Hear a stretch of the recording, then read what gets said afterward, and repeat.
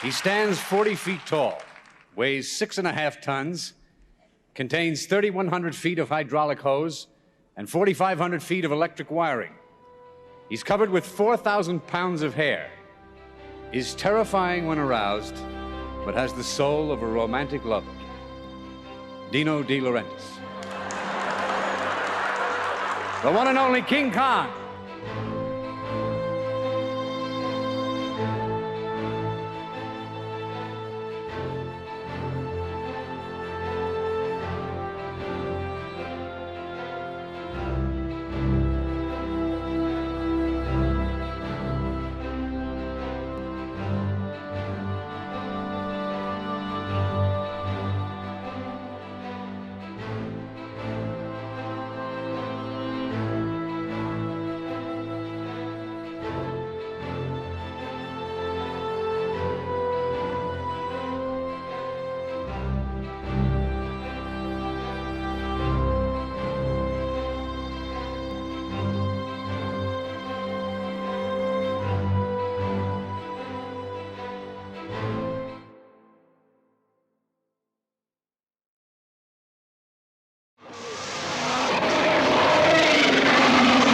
King Kong, a motion picture filled with sights and sounds unlike anything you've ever experienced before. King Kong. Don't flood the tank!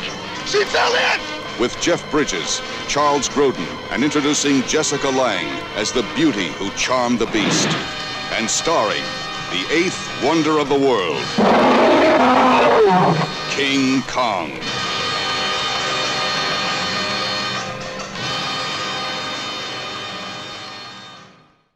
I was invited to the premiere for the 1976 for the Paramount people.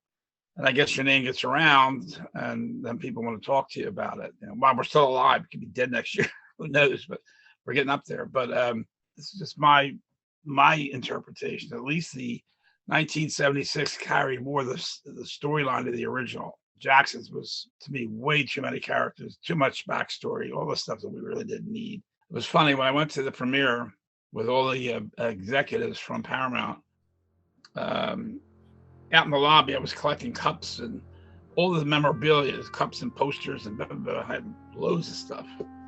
The movie was over. I went over to the trash can and just dumped it. Just dumped it all in the trash can. I said, oh my God, the movie was terrible. And Rick Baker was upset too, because he didn't want to walk around like, you know, he's walking around like a strong man. He didn't even walk on his 4 legs. You know. In my book, and I know I'm dated, there's nothing else other than the original. Everything else is just secondary to me. The 1976 Dino De Laurentiis film, I think, is absolutely horrendous. It's a desecration of the original. I've written about that at length as well. In fact, when it came out in 1976, I wrote an article for a magazine, and because the film was produced by Dino De Laurentiis, I called my article, "'Twas Dino Killed the Beast." It may have made money, I don't know, because it had unbelievable hype. I mean, I think I was a journalist when it came out, and I have a whole bunch of King Kong swag somewhere in a warehouse. That I collected all of that swag that they sent me, you know, ashtrays and figurines, action figures. I mean, they all those big budget movies would try and schmooze the press with all of these dumb gifts. And I kept them all. You had to be alive at that time to know, like Dino De Laurentiis, who produced it, was actually like somebody who was known publicly. He did talk shows. He was like a familiar face, and he was talking this film up to the sky, like it was the greatest thing since mankind, discovered, I mean, he really seemed to believe this was like a vast improvement over the original. King Kong was really, really popular in the early to mid 70s. He's coming back now, but the character was extremely popular in the 60s and 70s. For some reason, he was on TV all the time. The original was popular. So Dino De Laurentiis made the remake, and it was announced that they were going to build a big robot Kong that was going to do everything. It brought it bang up to date but it just lacks the charm of the original sort of stop frame animation and look of the 30s version. It just lacks charm, I think, really. I mean, there was loads of money went into the film. Dino De Laurentiis was a very rich man, a very rich producer.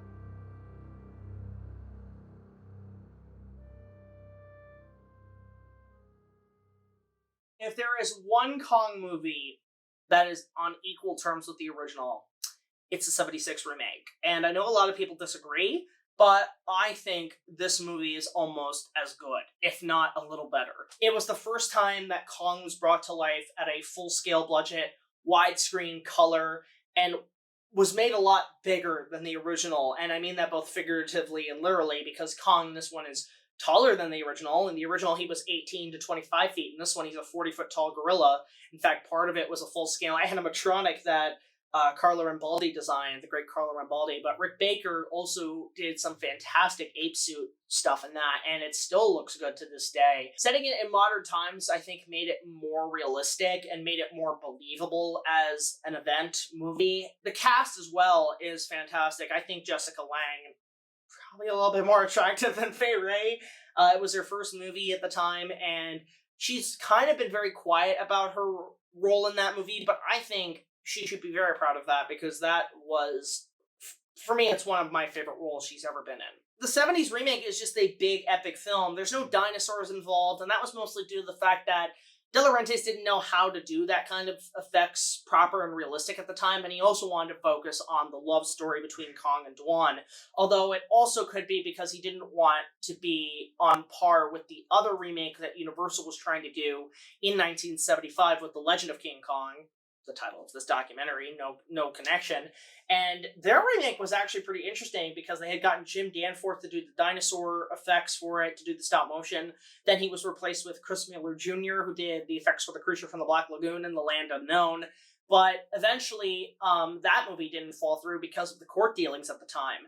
And they had even gotten the screenwriter for One Flew Over the Cuckoo's Nest, Bo Goldman, to do the script for this. And I've read the script. The script is pretty solid. They had casting choices at the time. Peter Falk as Carl Denham, Susan Blakely as Anne, even I think, Barbara Streisand had even auditioned. And then eventually, I think for Jack, they were going to go with Nick Nolte or Robert Redford. And again, ultimately, the movie did get canceled because of the De Laurentiis remake, but had they done it and almost kind of had two movies at the same time, two remakes, I think that would have been kind of interesting so that the audience could vote on which remake was better.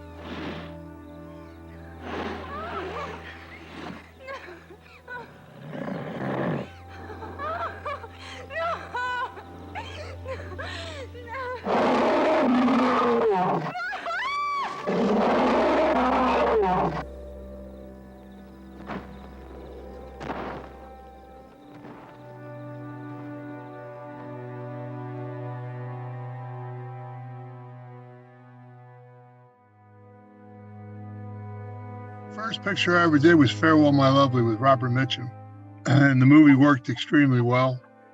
And they came to me, when they came to King Kong, they offered me one of 4 different roles, and I just chose the one that I wanted to do, and Bob's your uncle. We went to Kauai to shoot the landing on the beach, and we went there for 3 days, and we wound up being there 33 days. We worked one day on a Sunday, and here you are on location, and he was trying to lay the fog. that we were coming through. The people from Kauai told him, "You're never going to lay that fog today because of the winds and the currents of the way they're running.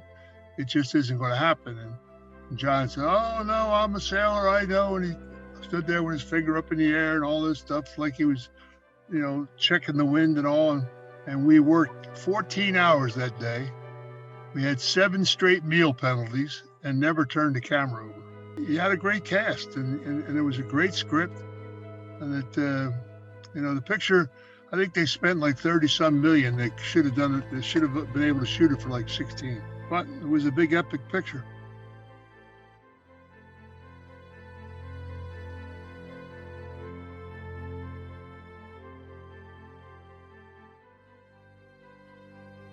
The one with Jessica Lange, he's climbing the Twin Towers, which are no longer there. And so it has a certain kind of, for New Yorkers, a sort of one nostalgia factor. And it's hard now to believe that Jessica Lange was considered a bimbo at the time.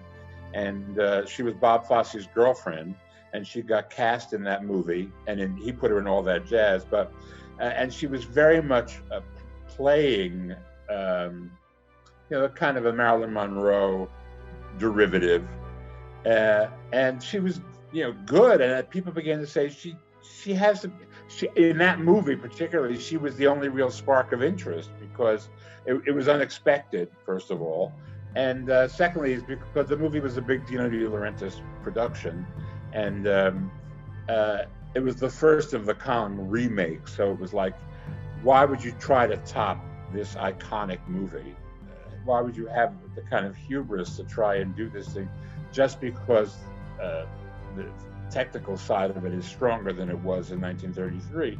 Of course, Jessica went on to become a brilliant award-winning actress, and if you follow her on her Ryan Murphy horror story shows, you see how brilliant she really is, and won 2 Oscars while she was at it.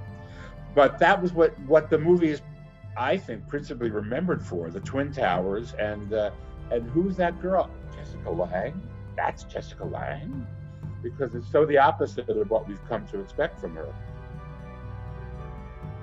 I mean, she was fine, but she was like sort of just what you'd expect. I don't think that there was anything that made the role hers, so to speak. Charles Grodin is a good villain because he always seems to be pissed off about something. But he wasn't as effective for me. And I love Robert Armstrong in the original film. In fact, I would have to say I totally identify with Robert Armstrong in that film as a filmmaker. And to the extent that I am right now, you may know that I did the film Spookies a number of years back, which suddenly, once it got onto Blu-ray, suddenly became known after so many people never saw it over many years. And I am right now writing a sequel to Spookies, and I specifically quote a line from King Kong of Robert Armstrong's. It was Jessie's first picture, and you knew she was a star the moment she walked on the set. It was a great cast. Charlie Grodin is a fun guy. Renee Bernerjois, and Jeff Bridges, and Eddie Lauder's a good kid. It was a lot of fun doing it. It's a long shoot. We worked like 8-9 months on that picture. Even though it was like an excellent gorilla suit done by Rick Baker, it was still a gorilla suit. And I guess, to me, that was like sort of the difference in the feel of like King Kong, say, compared to all the later Toho kaiju and the giant monsters of various sorts. The stop motion created, I think, a different atmosphere, a different feel. And with King Kong, I never felt it worked as well because I wanted that dynamic sense of action and strength, and I'm far more forgiving of the Toho King Kong. I have no desire to see it again. I can watch the original Kong any time you put it in front of me.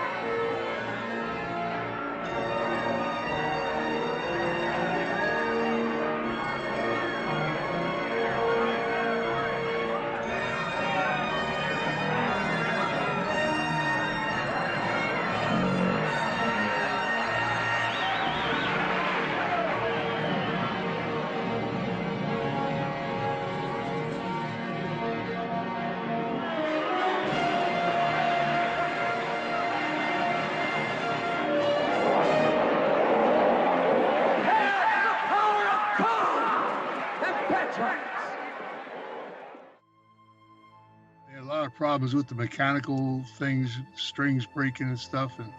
And when you're doing a picture and you have 4 producers and 3 of them don't know what the hell they're doing, and they make a decision and you have to come back and redo something, it costs you like 4 times more to do that. It's a costly exercise. We had already seen a man in a suit King Kong movie with King Kong versus Godzilla and King Kong Escapes from Japan. The hype about the 70s King Kong was that this was going to be different than those other twos. It was going to be different than a stop motion animation, and it was going to be different than a man in a suit movie. It was going to be with a gigantic animatronic King Kong robot in the lead role. And Dino De Laurentiis actually built this giant animatronic robot, and he only ended up using it in 1 or 2 shots. It was a guy in a suit. Obviously, I think it was Carlo Rambaldi, I think might have been the effects man on it.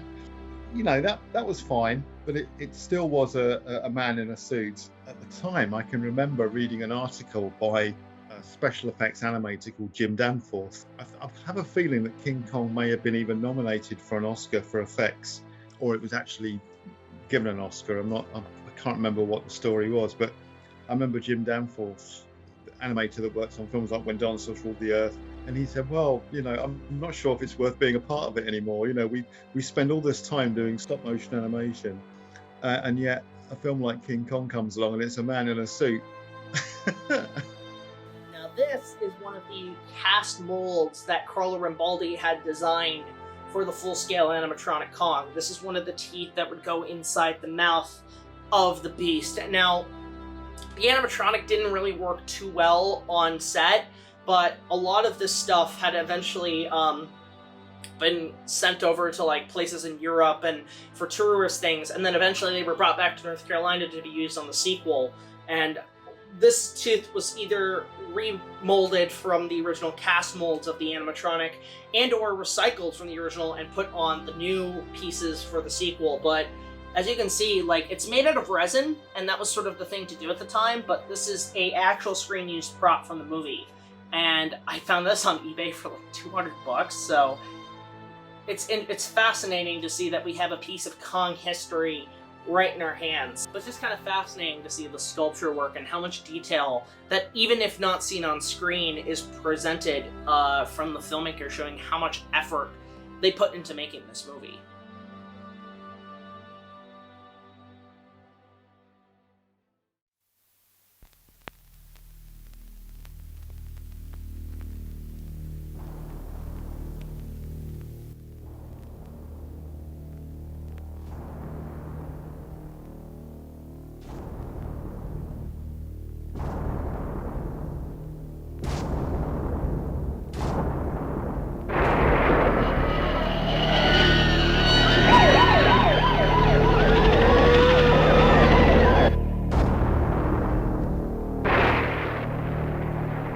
He is back, and he is not happy.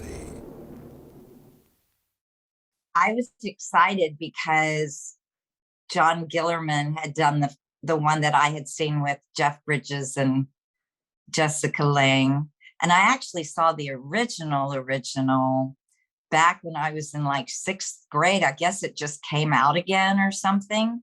You know, they decided to have a re-showing of it or something at the movies. And it was like my first little date.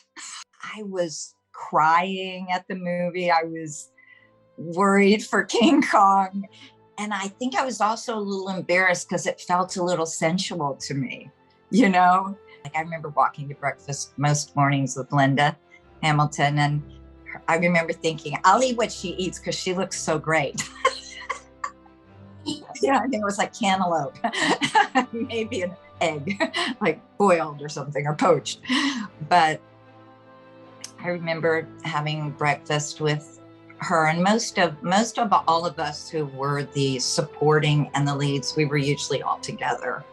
And Brian was very nice. Peter Michael Getz and I became buddies. He played he was like the research head guy. This is my research center. This is costing me so much, you know. And he's a great guy. And he's been an actor forever. I think he's still around as far as I know. I haven't seen him in forever, but we remained friends for a while. You know, there were just these little humorous moments, you know, and very sad moments too. But I thought the Honeymoon Ridge thing was hilarious. Hilarious. I mean, I thought the end was a little weird with the baby and, you know, and I just was like, I don't know if I'm quite buying that part as much, but I still was in. I was still in. But I was so sad that Kong was violently attacked. And John Astin and I were buddies during that time too. And he was the bad guy, you know, he was the guy that was like, kill him! You know, he was such a horrifying figure. And I guess for me, being such an animal advocate, I was extremely, it was like, I was sitting on the edge of my seat watching everything because I think we're always pulling for the Kongs. And so we're just hoping some way by some miracle, all those bullets and all the burns and all the stuff is just not going to kill them somehow, just like it didn't kill him before. The enormity, the magnitude of everything. I had never shot anything like that. I'd been on little TV studio sets, you know, and of course the Bell Jar, which was a great movie, but not a big movie. It was almost like an independent film. Just the magnitude of, because I was in the airport scene when they flew in Lady Kong, and I was in the scene for the surgery. So even though I was on the film for quite some time, like 2 or 3 weeks, it was because I was in these big, really major scenes that took quite a long time to shoot. And it was an incredible story, really, when you think about it. The fact that King Kong lived for 10 more years is hard enough to even believe, that after he was shot down off the building and fell off the towering building, that alone, I remember just being glad to know that he somehow survived.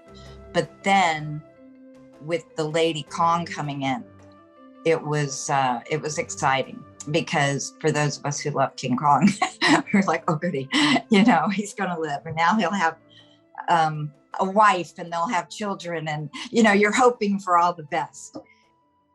King Kong Lives is one of the first Kong movies I saw, and maybe that's why I'm a bit of a defender regarding it, but I think as its own what if sort of sequel, it's still a solid standalone. It has a lot of the same filmmakers back, not the original cast, but it was right after Linda Hamilton did The Terminator, so she jumped on the next big thing that appeased her. John Guillermin did not like making that movie at all. In fact, this movie was the reason he actually retired from filmmaking, and he basically never looked back. But I think, even though it's not a good movie by most people's standards, it is a solid film. It's well shot. It's still got some decent effects, not on par with the first one.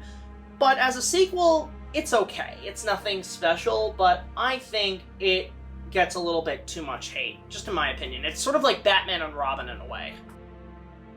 It really, at the time, you know, it just, myself and all my film friends would just, you know, looked at it very dubiously. It was obvious, just like, oh, all right, well, people kind of liked our King Kong, so we still have a lot of the suit and the props. Let's make a sequel. And I think the sequel was kind of half-hearted. You know, there are things you lose touch about. It just happens. And King Kong Lives, if I remember, was not super well received. I kind of feel like people laughed for a while. I still have it on my resume. I never took it off, and it's still, you know, everywhere. But I love that I worked with John Guillermin. But I think that now, if you look back at it, that's how I feel. I feel it's really on the edge of your seat kind of thing. For me, it was.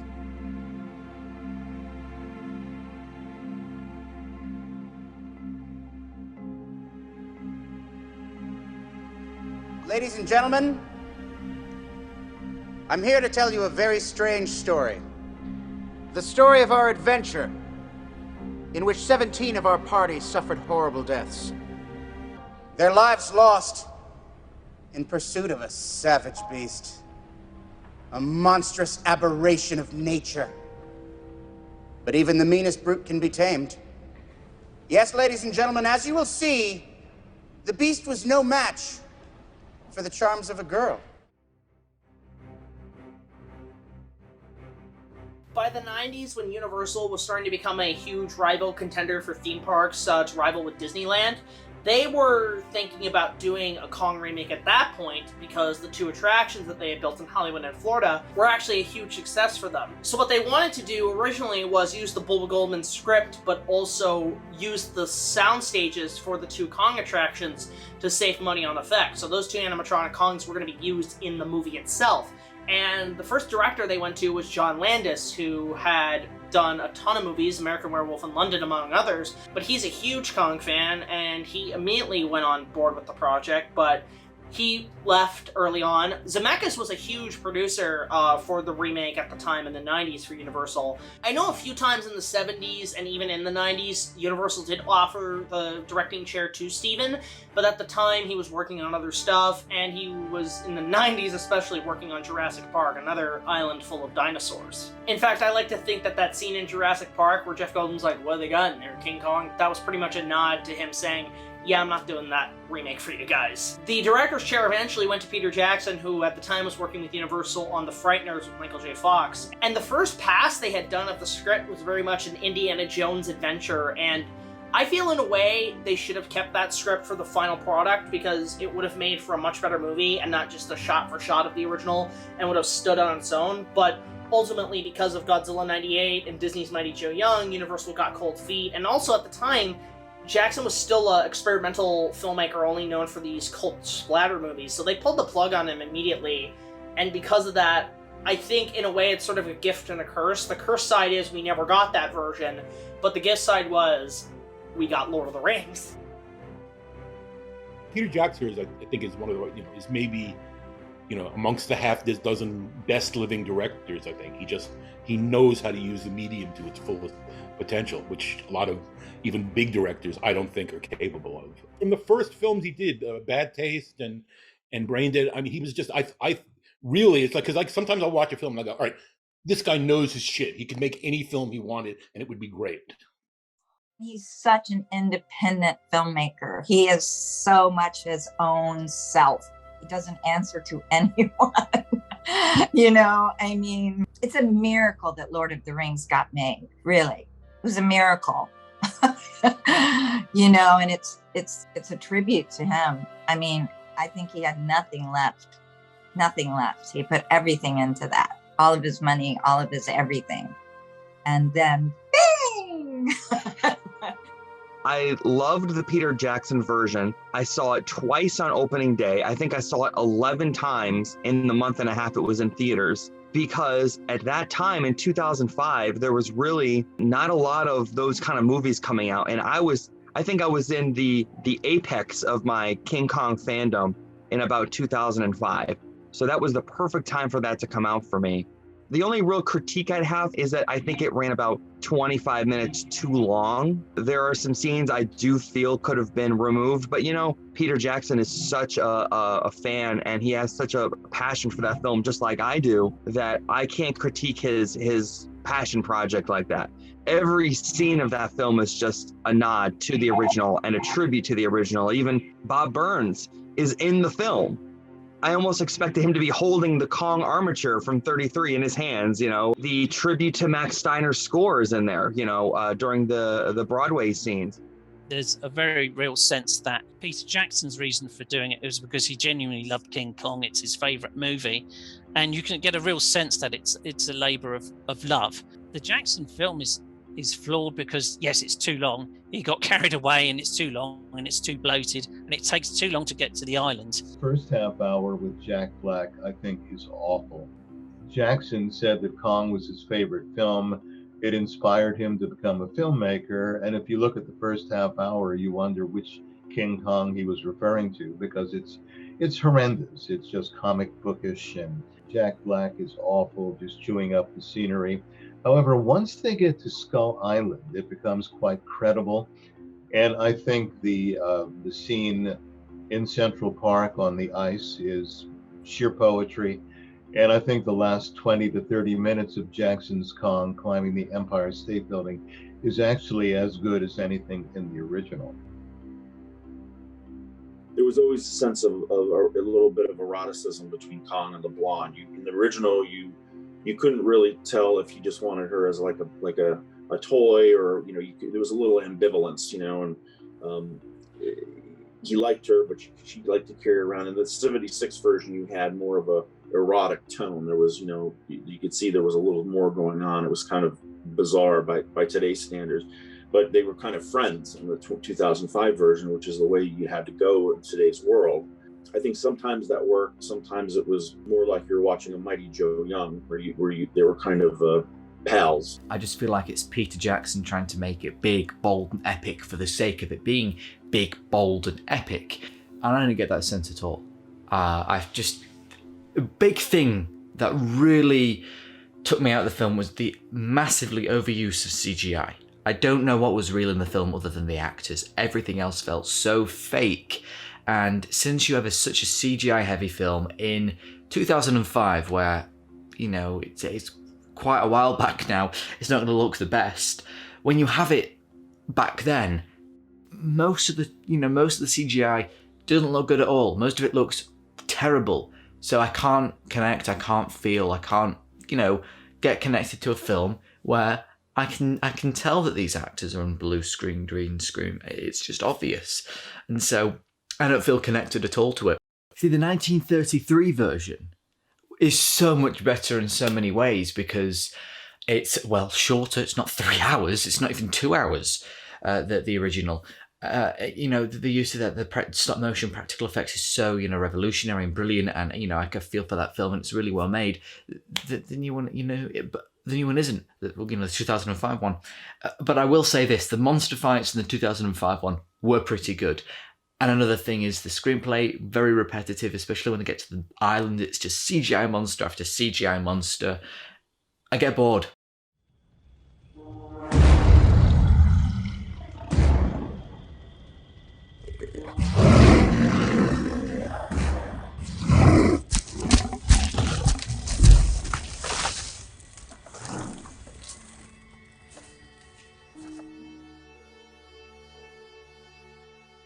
We as actors train very hard to, make everyday life seem normal on screen.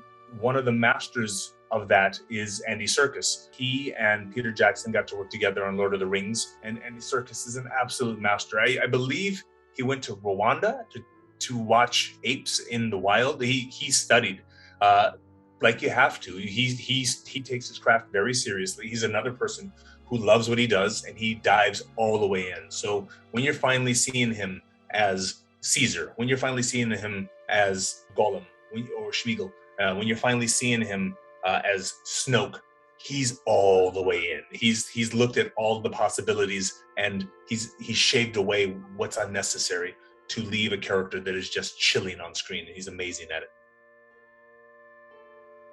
I mean, the CGI and the special effects and all that were amazing. I guess because they could do it now with, like, Andy Serkis playing Kong and then duplicating his facial expressions on the monkey. He was a much more humanoid kind of Kong than he had been before. Although in the early one, he's very expressive, I think. And they didn't have any trouble getting it across what he was interested in. I still tend to favor practical effects for the most part. I mean, a lot of CGI is great, but even more CGI just looks terrible, or it just looks too much like CGI. It's like, yeah, it looks like really lovely. It's a great image, but I would never expect anything like that to appear in reality. It just doesn't feel real, whereas something that's like rubber and it's got, wires and levers making it move, etc. At least it's like, it's there. You know what I'm saying? Whatever it is, it's actually there on camera.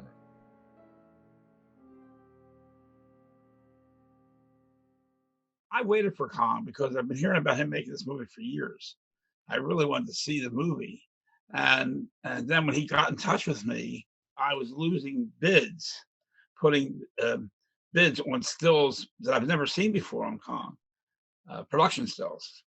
And somebody was bid me out. So I can't spend $40, $50 on a still. Here was him. When I told him that after we were introduced and together, he sent me all the stills. I only asked him for one or two. He sent, they have 26 of them or something. He gave me, called the secretary up and had them all sent to me, which I thought was really nice. But the only thing that I'm objecting to is Kong is an American film by American filmmakers, and everything's over there. You know, he's got everything. In New Zealand, he's got the models. He was able to buy, he took all of he did Famous Monsters. Ackerman, he had all that stuff. He had the bird, you know, the Stegosaurus, all this stuff. And now Jackson's got it all. But that's why Bob Burns won't give him the armature. He feels it should be here in the United States because it was made here.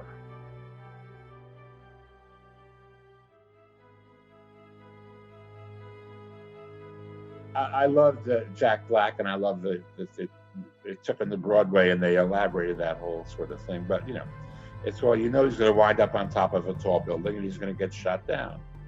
I mean, there's no real suspense. But then, you know, you knew the Titanic was going to sink, and people hung around for the end of that one too.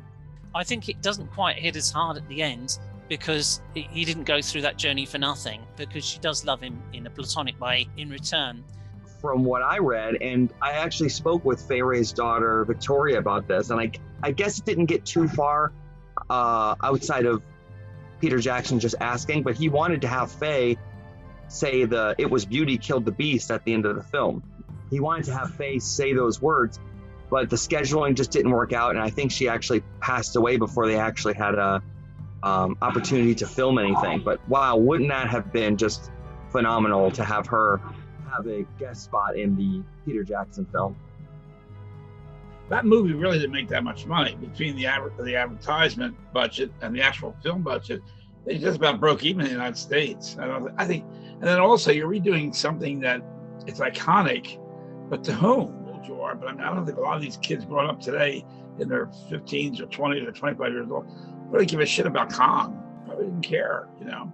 It's a whole different generation, and you have to. So I accept that. Don't get me wrong. You're not going to change my opinion. There's only one King Kong. That's 1933, and nothing else matters.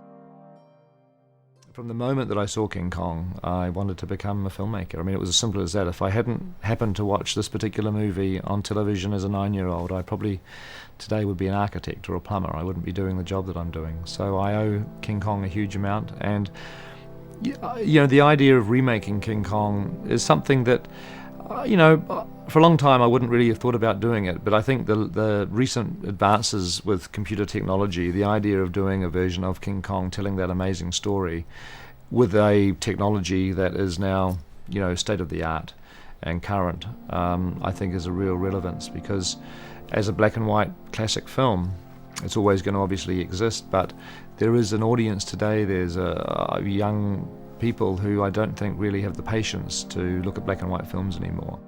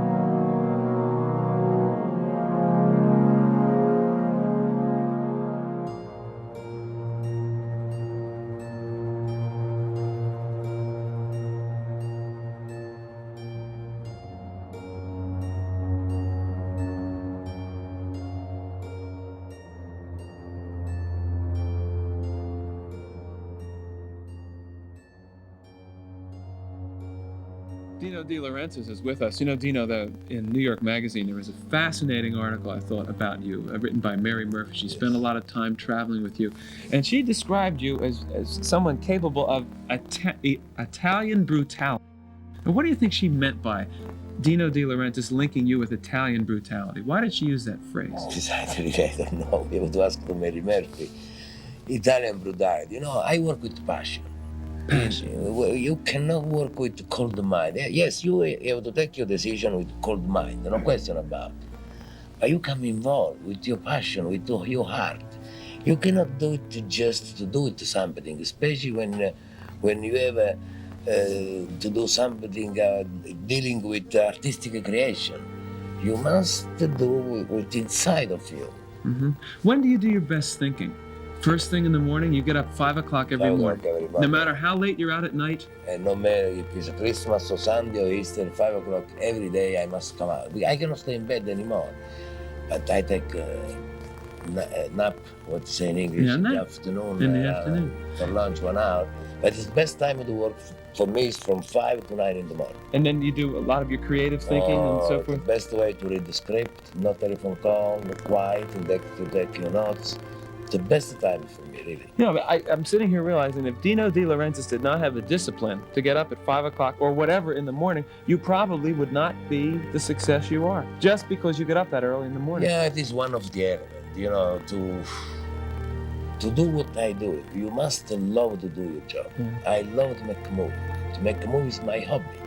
It is very important because you just to do for a job, you cannot work every day, 18 hours a day. Night, Saturday, Sunday, Easter, you know, it's impossible to do it. You realize, Billy, in the last 16, 17 months, I don't take 1 day vacation just to be ready for Kong. You know something, you're making me feel a little guilty because I'm taking 2 weeks next. Maybe I'll change it around. I go tomorrow too for 2 weeks. Well, that's good, you deserve it. Sure. Let's take a look at King Kong. We have a clip from the film now. Which scene is this? Oh, this is the scene. This is similar to the scene in the original where the natives are stringing her up, offering her to Kong. Yes. Kong makes his first appearance in this, and when I saw this film, when I saw this particular screening, the audience cheered when Kong first came on the screen. Maybe you'll cheer at home. Watch.